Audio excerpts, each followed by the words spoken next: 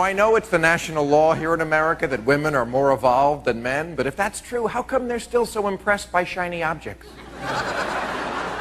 I'm just asking. Please, it is not anti-woman just to talk about women, okay? And we're going to do it now.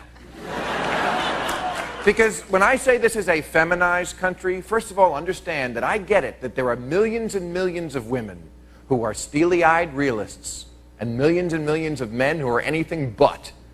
However, for lack of a better term, I would say that the feminine values are now the values of America. Sensitivity is more important than truth. Feelings are more important than facts. Commitment is more important than individuality. Children are more important than people. Safety is more important than fun. I always hear women say, you know, married men live longer. Yes, and an indoor cat also lives longer. It's a furball with a broken spirit that can only look out on a world it will never enjoy, but it does technically live longer. See, this is very personal to me because I'm like the last of my guy friends who have never gotten married, and their wives, they don't want them playing with me. You know, I'm like the escaped slave. I bring news of freedom. You know, it's not a good thing to have me around, you know. Keep the husbands in the dark. They're happier that way. But, you know, all my married friends, I knew these guys when they were young, and they were Mustangs. They used to do whatever they wanted, whenever they wanted, and now they are not Mustangs. They're that horse in Central Park with the blinders on, you know, just going around in a circle in a cloud of flies and shitting in a bucket, you know, just...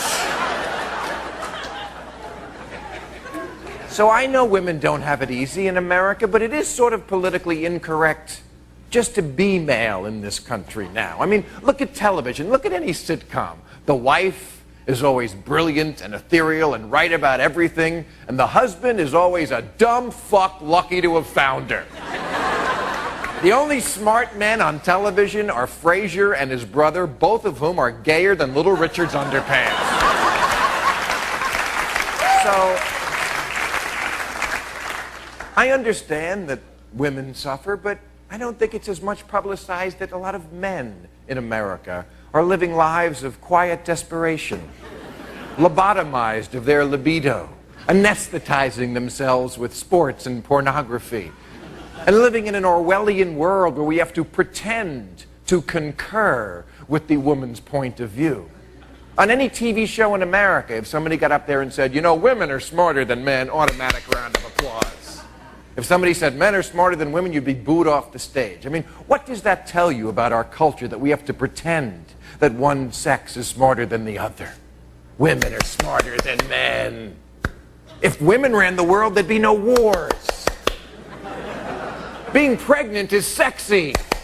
You know, just a whole roster of things that we don't really believe, but we pretend to believe because it's easier to make women nod than to live in the doghouse. I heard one on daytime TV the other day. Only a woman could have said this, and of course everyone pretended it was true. She said a couple should explore their mutual fantasies. There are no such things as mutual fantasies. Yours bore us, ours offend you. Trust me.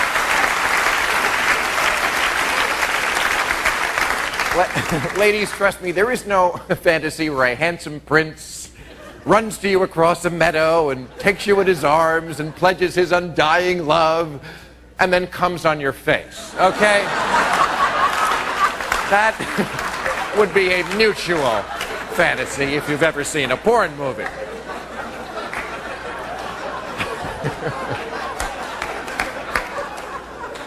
But I think men are just tired of apologizing for being men, and I think women would be a lot happier if you'd stop making us apologize for it. You'd save yourselves a lot of wear and tear. For one thing, give you one example, no woman in America would ever get breast implants, because if you really got inside the man's mind, you'd understand that it's never about big or little or short or tall or blonde or brunette. It's only about old and new.